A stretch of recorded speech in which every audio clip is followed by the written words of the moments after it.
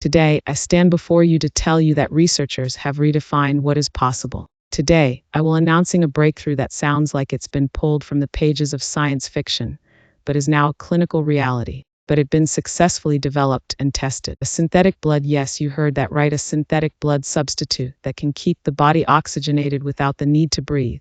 Let me be clear. This is not a storage solution. This is not just a longer-lasting blood bag. This is a revolutionary oxygen carrier we call erythrosol. So let me tell you how our own red blood cells as individual, microscopic delivery trucks. They pick up oxygen in the lungs and deliver it throughout the body. Erythrosol is like replacing every single delivery truck with a fleet of superpower, hyper-efficient drones. The key is in the design. We have engineered a biodegradable polymer capsule filled with a concentrated oxygen-carrying molecule. These capsules are 1/50th the size of a human red blood cell, allowing them to navigate even the most constricted capillaries, reaching tissues that are starving for oxygen. Most importantly, they are designed to release their oxygen payload on demand, triggered directly by the body's metabolic signals. When an organ needs oxygen, it sends out a chemical call, and erythrosol answers. The implications of this are staggering. Let me paint you a few pictures.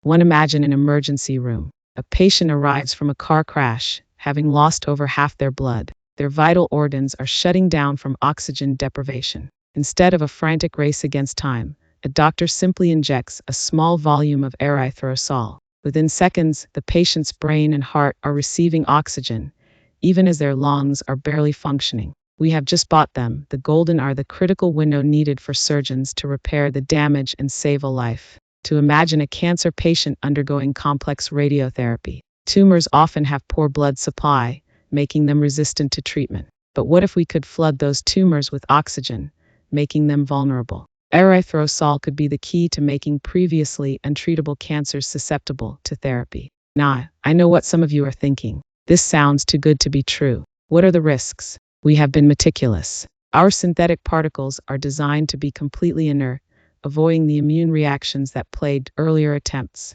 They are metabolized and safely excreted by the body within 24 to 48 hours. Our preclinical trials have been overwhelmingly successful, and we are now preparing for the first phase of human trials. Of course, with the breakthrough of this magnitude comes profound ethical questions. We are tinkering with the very definition of life. We must have careful, global conversations about its use. This technology must be a tool for healing, for saving lives in the most desperate circumstances, not for creating a new kind of battlefield, or for prolonging life beyond natural and dignified means. We are standing at the edge of a new frontier. For centuries, the act of breathing has been the absolute, non-negotiable boundary of human survival. Today, we have begun to redraw that boundary. This is not about making lungs obsolete. It is about giving us a powerful new tool to fight one of humanity's oldest and most unforgiving enemies, time. It is about turning certain death into a fighting chance. So the next time you take a deep, effortless breath, remember that for some, that breath may no longer be a matter of life and death. We are stepping into a future where we can, for a short, miraculous window, keep the flame of life burning, even when the wind tries desperately to blow it out. Hope you find this topic informative. Stay tuned by pressing the subscribe button.